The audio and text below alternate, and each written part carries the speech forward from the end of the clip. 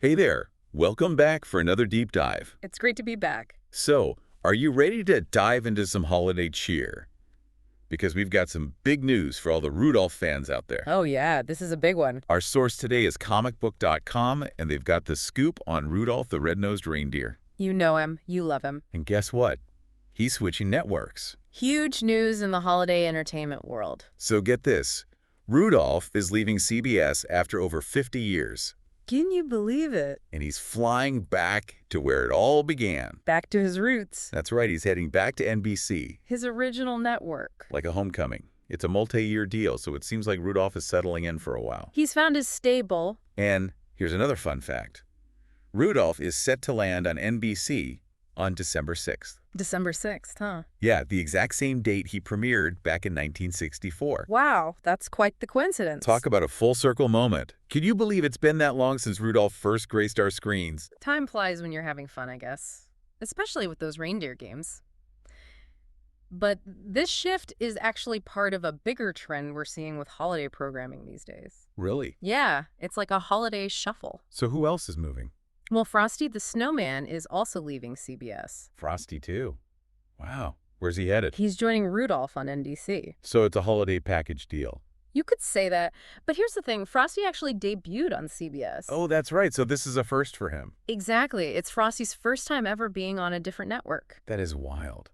And while we're on the topic of holiday classics changing networks, it's interesting to note that Santa Claus is coming to town is staying put on ADC. Okay, so Santa's holding down the fort over on ABC. Got it.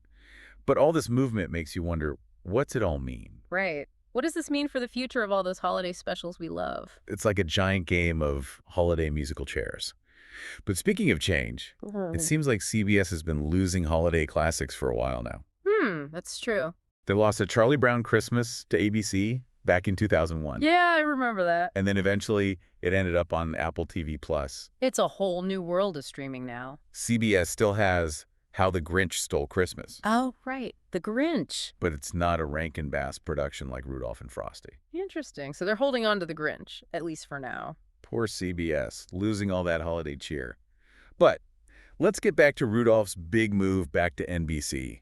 What do you think it is about this version of Rudolph that makes it so special? Why do people keep coming back year after year? Well, first of all, you've got that heartwarming story of Rudolph overcoming adversity. It's a classic tale of the underdog. Exactly. He starts off being teased for a shiny nose, but in the end, it's that very trait that saves Christmas. He goes from being a misfit to the hero. And it reminds us that what makes us different can also be our greatest strength. It's a powerful message, especially for kids. Plus, let's not forget about all those catchy songs. Oh, yeah. Those songs get stuck in your head for days. And those memorable characters. Like Hermione the elf who wants to be a dentist. Yeah. And that lovable prospector, Yukon Cornelius. Absolutely. They're all part of what makes Rudolph so enduring. Oh, and remember, this version we know and love is actually based on a story from 1939. Wow, 1939. That's ancient. I know, right? It's amazing how some stories can truly stand the test of time. Absolutely. But now that Rudolph's on NBC, where can people actually watch him? What about streaming?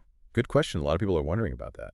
Well, the article mentions that NBC doesn't have the streaming rights just yet. Oh, so no streaming for now. But viewers with cable can still catch Rudolph and Frosty on Freeform's 25 Days of Christmas. Ah, the good old 25 Days of Christmas marathon. I love that. So DVR's at the ready, everyone. That's right. Get ready for some holiday magic. And who knows, maybe this move to NBC will inspire some brand new holiday traditions. I love that idea. It's always exciting to see how these classic stories evolve. It really is fascinating to think about how technology is changing the way we watch these holiday specials. Yeah, no, I mean, when I was a kid, Right. you had to wait the whole year for that one special night to watch it on TV. And there were only like 3 channels, right? Yeah. Now you can stream it anytime you want. It's true. It's pretty amazing. It is. But Yeah. do you think that changes how we watch these shows? Ooh, that's interesting. Like, is there something special about the anticipation I think so. of waiting all year? Yeah, and that shared family experience. You know that tradition? Gathering around the TV on a particular night. Uh-huh. Oh, yeah. Like, I remember watching Rudolph with my family every year. Oh. We'd make hot chocolate and cookies. That's so It sweet. was just that cozy, Yeah. special time. Yeah. I don't know. Will families still do that with streaming? Hmm. Will they make time to watch together? You think? Or will everyone just stream it whenever they want? Who knows? Hmm. But I still think there's something special about watching together, Yeah, there is. especially during the holidays. Yeah, it's about that feeling of connection. Right. Together. Watching with your family. Yeah. Or with your friends.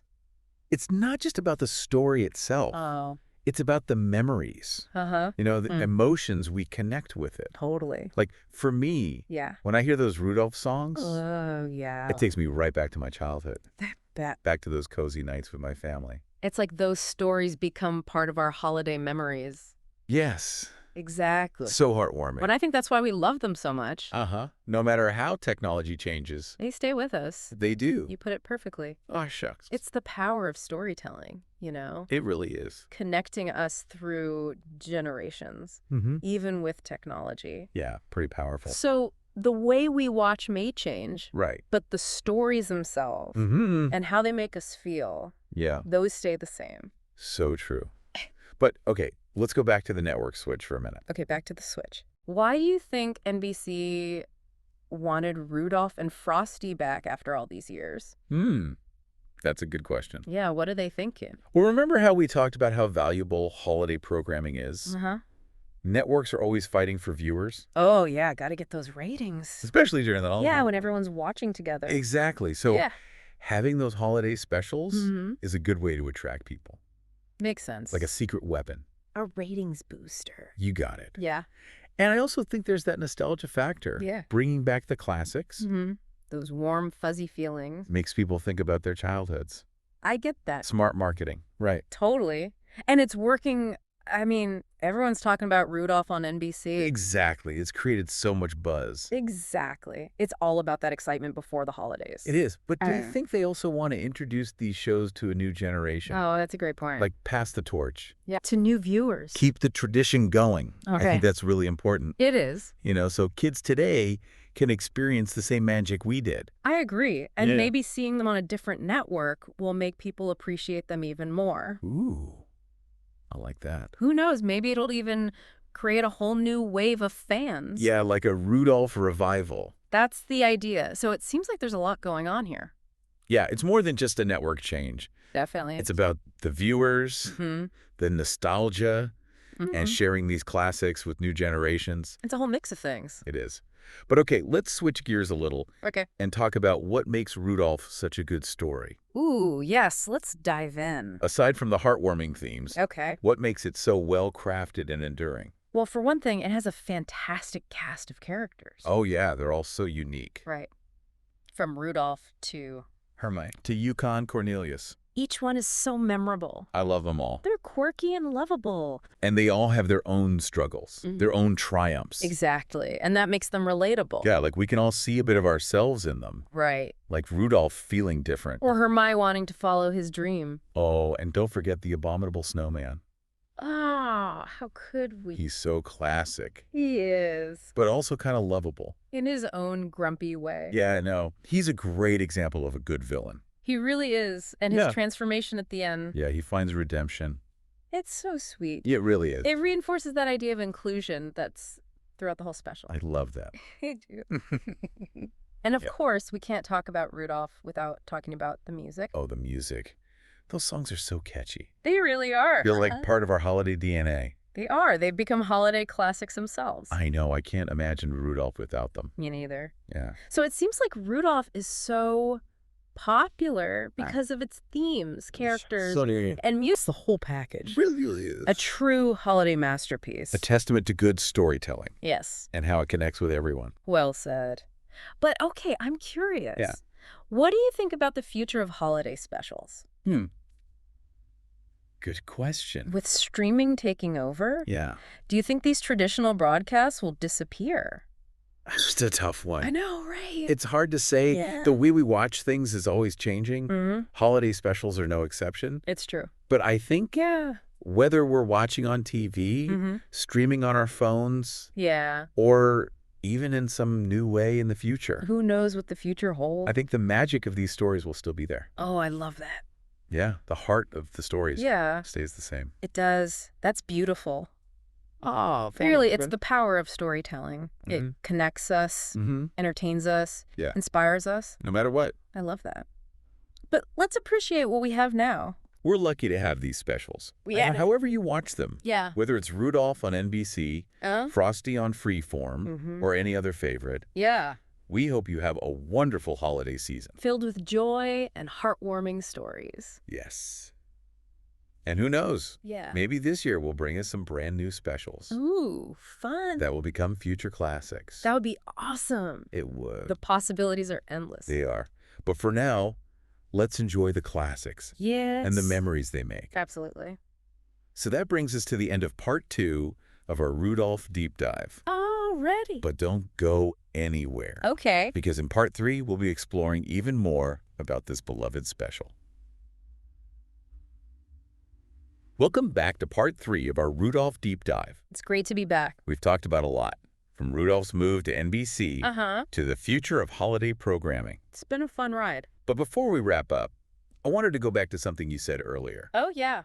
What's that? You mentioned that Rudolph being on NBC could spark some new holiday traditions. Oh, right. I think it's so cool to see how traditions change over time. You too? You know, and new ones are born. Absolutely. And with these classic specials going to different networks and streaming, Yeah. it gives families a chance to, like, rethink how they watch them. I love that. You know what I mean? Yeah, that's an opportunity to create new memories. Right. While still holding on to those traditions from the past. Exactly. Like maybe families will start doing new things for their Rudolph viewing parties. Like what? I don't know, like reindeer-themed crafts. Oh. Or even writing their own Rudolph songs. That's such a cute idea. Right. I can just imagine kids making Rudolph noses out of those red pom-poms. Oh my gosh, adorable. And singing their own versions of Rudolph the Red-Nosed Reindeer. So heartwarming. It's amazing how these stories can spark so much creativity. It really is. And who knows? Yeah. Maybe these new traditions will get passed down through generations. Well, I love that. Just like the specials themselves. It's a beautiful thought. It is. Speaking of traditions, Yes. let's talk about Rudolph's history for a second. Okay, history time. I know we mentioned this version's from a 1939 story, but can you tell us a little more about how this special came to be? I'd love to hear more. Okay, so the story of Rudolph actually started as a booklet. A booklet? Really? Yeah, a promotional one for Montgomery Ward. Wait, like the department store? Yeah, it was written by Robert L. May Okay. back in 1939. Wow. So Rudolph started as a marketing campaign. He did, and it was a huge success. I bet. The booklet was a big hit with customers, Makes sense. and over time, Rudolph just kept getting more and more popular. I can see why. Then, in 1949, Yeah. Johnny Marks, Robert May's brother-in-law, turned the story into a song. Wait, so that's how the song Rudolph the Red-Nosed Reindeer came to be? That's right, and it quickly became a classic. Amazing. Then finally, in 1964, Rankin Bass made it into the TV special we know today. Wow, what a journey. It really is. From a department store booklet to a beloved holiday special. It's incredible how Rudolph has stuck around for so long. It is, and it shows how timeless the story is. No matter what. Rudolph's message of acceptance, friendship, finding your place, Yeah. it just keeps resonating with people. So true. It's a reminder that some stories are just meant to be told over and over again. Absolutely. But I'm curious, Yeah. what do you think the future holds for Rudolph and these other holiday specials? Good question. We've talked about new traditions, new ways of watching, but Right. what about the stories themselves? Yeah, that's interesting. You think they'll stay the same, or will we see new versions? Oh, like new adaptations. Yeah, exactly. I definitely think we'll see new versions. Yeah, why? Well, I mean, just look at all the different versions of fairy tales we have. True. And folk tales. Right. There's always new ways to tell those stories. Storytelling is all about reimagining things. Exactly.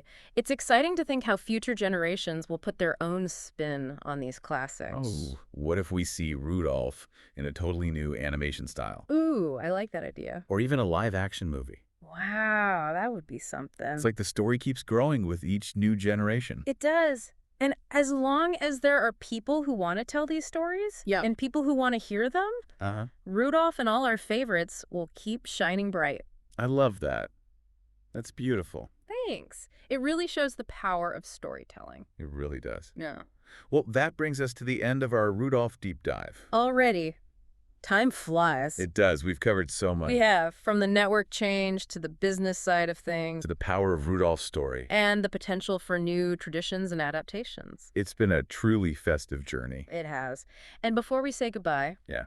I want to leave you with one last thought. Okay, hit me with it. No matter how you watch these holiday specials, Yeah. whether it's on TV, streaming, whatever, don't forget to just take a moment Yeah. and appreciate the magic of the story itself. Oh, and that's lovely. These stories have the power to transport us, Yeah. connect us, remind us about the true spirit of the holidays. So well said. Thanks. And on that note, we'd like to thank you for joining us on this Rudolph Deep Dive. It's been a blast. We hope you enjoyed it.